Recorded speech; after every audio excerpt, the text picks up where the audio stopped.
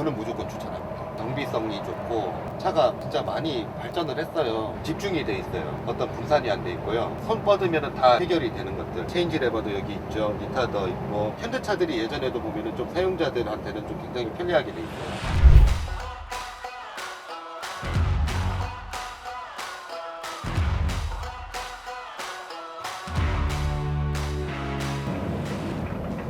이 차도 고철차잖아요. 이 차는 스테인레스를 많이 싣고 다녀요. 저렇게 덮개를 다 쳐야 돼요. 안 치면은 저게 막 날아다니거든요. 그러니까 저거를 이제 저것보다 더 높은 고철을 싣는 경우가 우린 되게 많아요. 얼마나 위험하겠어요. 저기서 떨어진다고 생각을 하면 끔찍하죠. 저런 것들이 이제 우리 고철차들이 좀 겪는 조금 애로사항이에요. 기름하고 다 가득이야. 여기는 그나마 요소수 싼 편이에요. 지멋대로라니까 1,600원 하는 데도 있고 1,800원 하는 데도 있고. 이게 수급이 많이 안정돼도 떨어지진 않아요. 이거 진짜 작년에는 못 구해가지고 난리였어요. 진짜 요소수 없어가지고. 지금 안정됐다고 해도 아직도 이 금액이에요. 맨날 1,000원, 800원, 1,000원 넣다가. 주유가 완료되어 급이한 양이 결제한 양보다 적습니다. 연료 주입국 잠시만 기다려 주십시오. 속이 답답해지죠. 진짜 어쩔 수 없는 일이기도 한데, 이게 내가 그래도 좀 벌어왔던 그것들이 그냥 날아간다고 생각을 하니까 배가 많이 아프죠. 어우, 이 정유사에서 상장 줘야 돼 진짜. 어우. 현대 액션트 19톤 카고에 축 작업을 별도로 한 소축 카고 차량이고요. 별도 장치로 고철을 운반할 수 있는 고철 방통이 얹어져 있습니다. 방통이라는 거는 적재함이 이제 폐쇄되어 있는 거죠. 이제 높게 올라와서 그 고철이라든가 폐기물들을 쏟지 않게. 보통 일반 카고차들은 난잡한 짐들을 못 싣잖아요. 뭐 부어 담는 짐이라든가 쉽게 얘기해서 그런 짐들을 못 싣는데, 이 방통들은 부어 담는 짐들을 좀 안정적으로 실을 수 있게 만들어 놓은 차를 방통이라고 그래요. 덤프의 개념하고는 조금 달라요. 덤프는 골재를 실을 수 있도록 허가가 나 있는 차고, 골재를 싣고 다니는 덤프들은 중장비, 건설 장비로 허가가 나 있어요. 화물차들은 노란 넘버를 달고 다니지만은 덤프들은 빨간 넘버 달고 다니잖아요. 빨간 넘버는 그 건설용 장비에 달리는 넘버고, 이제 그 차들은 폐쇄형으로 되어 있는 적재함일지라도 우리가 싣고 다니는 고철은 그 차들은 못 실어요. 반대로 우리도 고철을 싣고 다녀야 되지, 그거는 못 싣잖아요. 우리는 철스크랩 전용 차량으로 등록이 되어 있기 때문에 다른 거는 못 실어요. 거의 생긴 게 비슷해요. 다니다 보면은 이게 빨간 칠을 해가지고 다니는 차들은 거의 방통차라고 보면 되는데, 특징이 이제 철스크랩 전용 차량이라고 붙어 있어요. 옆에 이렇게 스티커가 적혀 있고, 어디서 봐도 아, 저 차는 고철차구나 라고 표시가 나죠.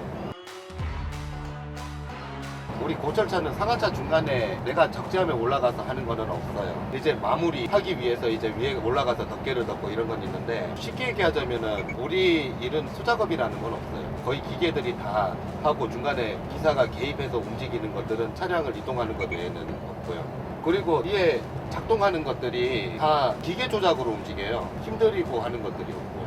장점이라면은 그 정도. 단점은 아까 말씀드렸지만은 좀 위험해요. 짐이 높고 덮개를 또 덮어야 되고, 미끄럽고, 비가 오거나 아니면은 굉장히 눈이 와서 얼어 있는 상황이라면 특히 더 위험하고, 그리고 고철장 환경이 또 안 좋다 보니까 거기서 오는 위험한 요소들도 많고.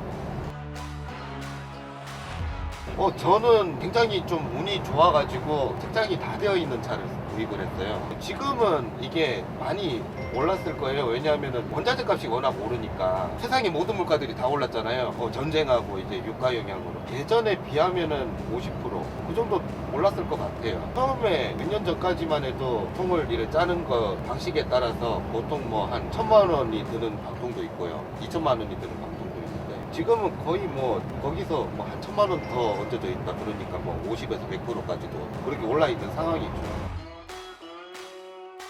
고철을 집게로 들어서 차에 내려놓는 순간 충격이 좀 많이 가해져요. 왜냐하면 살살 놓는 게 아니라 부어버리기 때문에.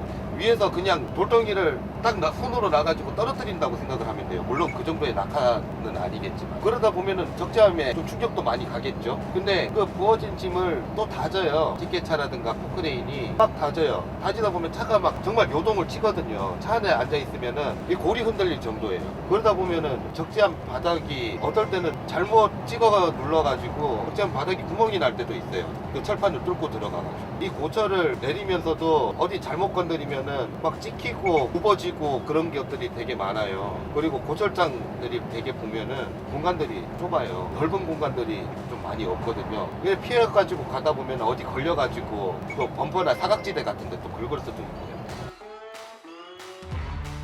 이 엑시언트라는 모델이 트라고 완전 풀체인지 된 모델로 나온 거거든요. 거의 다른 차라고 보시면 돼요. 엔진의 마력수도 20마력이 높아졌고 일단 탑이 완전히 바뀌었기 때문에 거주 공간이 괜찮아요. 실내 거주성이 워낙 많이 좋아졌거든요. 제가 예전에 트라고를 탈 때는 화물차에서 일어난다는 생각을 전혀 해본 적이 없었어요. 근데 지금은 서서도 이동이 되고 뒤에 누워서 자는 것도 좀 몸무림을 조금 지나치면서 자도 부족하지 않을 만큼 되니까 그런 부분에서 좋고요. 예전에 차량들에 비해서 수납 공간들이 많아졌어요. 그런 거를 보면은 진짜 국산 트럭들도 많이 발전을 했구나라는 생각도 들고요. 그리고 일단 현대차가 예전부터 좀 실내가 조용한 거는 있었거든요. 그 실내도 좀 조용하고 여러모로 저는 굉장히 만족을 하면서 타고 있어요. 제가 하는 일이 고철 운송이잖아요. 고철 운송은 좀 중량을 많이 실어요. 제 차가 19톤의 후축 작업을 별도로 한 차예요. 그렇게 한 이유가 보통 일반 25톤 기본 순정을 뽑으면은 2축하고 3축의 축간이 짧기 때문에 중량 배분이 잘 안 돼요. 근데 이제 19톤의 후축을 별도로 작업을 하면은 그만큼 축간이 길어지기 때문에 중량 배분이 잘 되거든요. 근데 수입차 같은 경우는 기본으로 후축이 다 나와요. 수입차들은 중축이 없어요. 25톤에. 제일 5축이 보조축인데 축간이 우리 그 19톤의 후축 작업하는 거에 비하면은 짧아요. 그렇기 때문에 좀 중량 배분이라든가 이런 거에 대해서 크게 의미가 없거든요. 그래서 제가 엑시언트 그것도 이제 19톤의 후축 작업을 한 차를 고르게 된 이유고요. 그리고 엑시언트가 정비성이 좋아요. 예전부터 현대차들은 제가 현대차를 타보기도 그전에도 타봤었지만 구조들이 좀 직관적으로 돼 있어요. 좀 수리성도 좋고 그리고 고칠 수 있는 곳들이 많고요. 수입차들은 정비성이 안 좋은 게 최대 단점이에요. 요즘엔 사설 정비도 많아졌지만은 그래도 센터에 가야 되는 것들이 많기 때문에요. 그런 정비성 부분에서는 엑시언트를 현대차를 따라올 수 있는 메이커는 없는 것 같아요. 전에 이제 5톤 차를 할 때는 현대 메가트럭을 했었고요. 그리고 25톤으로 차를 바꾸고 나서는 이제 트라고 520마력을 탔었고요. 기사를 할 때는 대우 프리마 560마력 그거를 탔었고요. 진짜 많이 탔네요. 5년 동안 차 4대를 탔으니까. 집중이 돼 있어요. 어떤 분산이 안 돼 있고요. 버튼들이나 레바들이 다 집중이 돼 있어요. 손 뻗으면 다 여기 해결이 되는 것들. 체인지 레버도 여기 있죠. 미터도 있고 다 여기서 와이퍼하고 여기 손 뻗으면 다 닿는 거고. 지금 이 차는 모르겠는데 지금 엑시언트 프로 신형 같은 경우는 이 버튼들도 바꿔서 낄 수 있는 걸로 알고 있거든요. 현대차들이 예전에도 보면은 좀 사용자들한테는 좀 굉장히 편리하게 돼 있어요.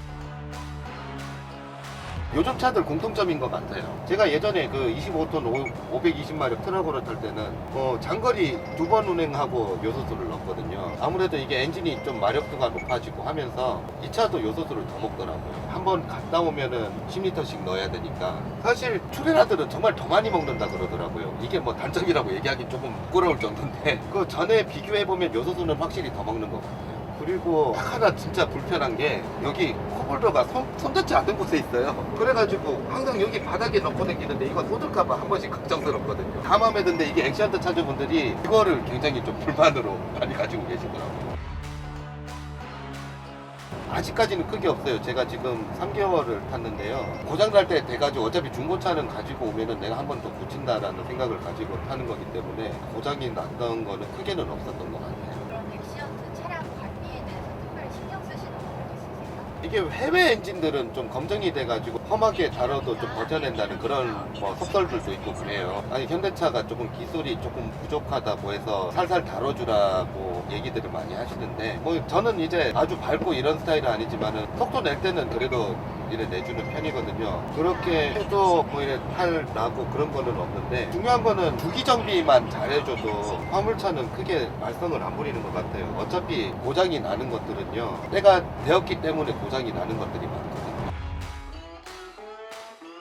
요즘은 엔진 오일들이 좋은 것들이 많더라고요. 예전에는 거의 뭐 한 25,000에서 3만 킬로 주기로 엔진 오일을 갈았었는데 요즘은 합성유로 해가지고 6만 킬로 주기로 해서 이제 1년에 한두 번 이렇게 교환하는 걸로 지금 쓰고 있거든요. 저희가 워낙에 이동이 당일로 이동하는 것들이 많고 좀 정비하는 시간이 조금 부족하다 보니까 좀 일부러 좀 그런 것들을 좀 쓰고 있고요. 특히 겨울이 오기 전에 저는 월동 준비라고 표현을 하거든요. 이제 오일 필터 그리고 연료 필터 그다음에 뭐 에어드라이라든가 물에 영향을 미치는 것들 있잖아요. 뭐 부동액도 그렇고요. 그런 것들을 1년 단위로 이렇게 또 갈아주고 있고요. 그 정도로 이렇게 좀 주기 정비를 하고 있는 편이에요. 이 차를 제가 샀던 가격이 1억 2천을 주고 샀어요. 이걸 다 된 거. 전 차주가 굉장히 일을 좀 안 했었나 봐요. 이게 보통 우리 방통들은 험한 짐들을 많이 싣고 다니기 때문에 통이 벌어지고 찌그러지고 그런 것들이 많거든요. 근데 통이 이렇게 곱게 서 있더라고요. 아, 제가 이거를 보자마자 타야겠다라고 결심을 했던 부분이, 물론 차를 보고 결정을 1차적으로 했고 방통을 보고 그냥 결심을 이제 붙였죠. 저는 무조건 추천합니다. 정비성이 좋고 차가 진짜 많이 발전을 했어요. 성능 면에서도 뭐 따라잡지는 못했을지라도 버금은 가니까요. 저는 충분히 추천드립니다. CQ 여기는 6K5YOQ 6kg5 양키 오스카 쿠벡 수신합니다. 지금 혹시 뭐 하시는 건지. 아, 이거는 이제 아마추어 무선 통신이라고 해가지고요. 줄여가지고 우리 햄이라고 하죠. 우리가 먹는 햄 말고요. 제가 취미생활로 햄을 하고 있어요. 그래서 지금 교신하고 있었습니다. 통신 동호회는 어떤 동호회인가요? 이 아마추어 무선 통신을 하려면 국가 공인 자격증이 있어야 돼요. 4급부터 해가지고 1급까지 자격증이 있는데 이 자격증을 딴 사람만이 이 무전기를 쓸 수가 있어요. 자격증을 가지고 있는 사람들끼리 이렇게 동호 활동을 하고 있습니다. 그럼 이제 트럭커분들 무선 통신 하시면 쓸모가 많나요? 첫째로 졸음 예방에 굉장히 도움이 돼요. 화물차 운전이라는 게 굉장히 외로운 일이잖아요. 늘상 혼자 다니고, 또 혼자 다니다 보면 또 전화기 붙들고 있고 휴대폰을 계속 이렇게 들고 하시는 분들도 있는데 또 굉장히 위험한 거잖아요. 이 무전기는 뭐 화면을 쳐다보고 있어야 되는 것도 아니고 또 이렇게 계속 이렇게 수다 떨고 굳이 일 얘기가 아니더라도 계속 얘기하면서 외롭지 않게 다닐 수 있어서 심심하지 않고 또 졸음 운전에도 또 많은 도움이 되는 것 같습니다.